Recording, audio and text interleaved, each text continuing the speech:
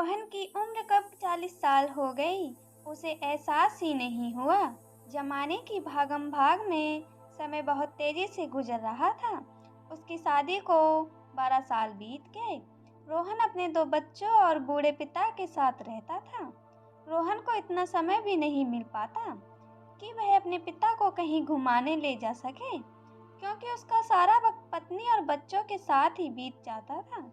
उसके पिता हर दिन अपने बेटे की राह ताकते कि बेटा उनके पास बैठेगा और उनका हालचाल पूछेगा। रोहन भी अपने पिता की मनोदशा को बहुत अच्छे से समझ लेता और अंदर ही अंदर अपने पिता के लिए समय न दे पाने की वजह से खुद ही नाराज हो जाता। इंसान बूढ़ा होने के बाद बच्चा हो जाता है। बुढ़ापे में उसे एक सहारे और अपनेपन की जरूरत होती है। एक दिन रोहन ने खुद से वादा किया, जब भी उसे छुट्टी मिलेगी वो अपने पिता और बच्चों को बाहर घुमाने जरूर ले जाएगा। और आज वो दिन आ गया जब रोहन के पास समय था अपने पिता को बाहर ले जाने का। रोहन शाम के समय अपने पिता को मार्केट के पास पार्क में ले गया, जहाँ प्यारे प्यारे बच्चे खेल रहे थे।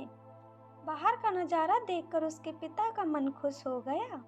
वहां से लौटते वक्त रोहन अपने पिता का हाथ पकड़कर उन्हें एक अच्छे रेस्टोरेंट में ले गया। बूढ़ा पिता ये सब देखकर बहुत खुश हुआ कि आज उसका बेटा उसे उसके मनपसंद रेस्टोरेंट में लाया है, क्योंकि किसी वक्त बाप अपनी पत्नी और बच्चे के साथ इसी रेस्टोरेंट में खाना खाने आते थे। बाप बड़ी खुशी के साथ अपने बेटे से कहते हैं कि ये वही रेस्टोरेंट है जहाँ मैं तुम्हें और तुम्हारी माँ को लेकर आता था।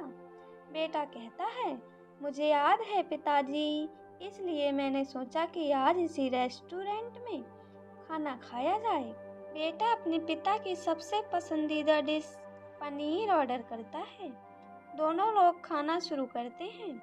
पिता बहुत बूढ़े और कमजोर होने के कारण कुछ खाना उनके कपड़ों पर गिर जाता है। ये देखकर वहाँ बैठे सभी लोग इस बूढ़े को घूरते हैं और सोचते हैं कि इसे खाना खाना भी नहीं आता, सारे कपड़े गंदे कर लिए।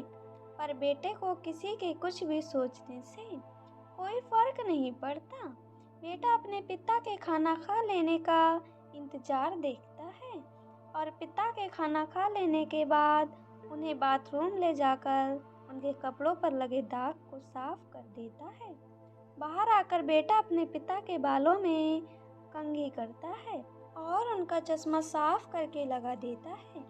वहाँ बैठे लोग धीरे धीरे बोलते हैं, देखो बूढ़ा अपने जवान बेटे का कैसे मजाक बनवा रहा है।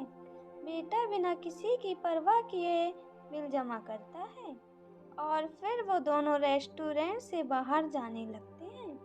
तभी पीछे से आवाज आती है, रुको बेटा। एक बूढ़ा व्यक्ति कहता है, बेटा तुम्हें नहीं लगता कि तुमने रेस्टोरेंट में कुछ छोड़ दिया है? बेटा इधर उधर देखते हुए कहता है, नहीं सर, मैंने कुछ नहीं छोड़ा। वो बूढ़ा इंसान फिर कहता है, नहीं बेटा, तुम यहाँ कुछ छोड़ कर जा रहे हो। वो है यहाँ बैठे लोगों के लिए एक सीख और हर एक पिता के लिए एक उम्मीद। बेटा आज तुम्हें देखकर मेरी आंखें नम हो गईं और अब मुझे भी अपने बेटे से एक उम्मीद जग गई है। शायद मेरा बेटा भी मुझे बुढ़ापे में ऐसे ही अपने साथ रखेगा।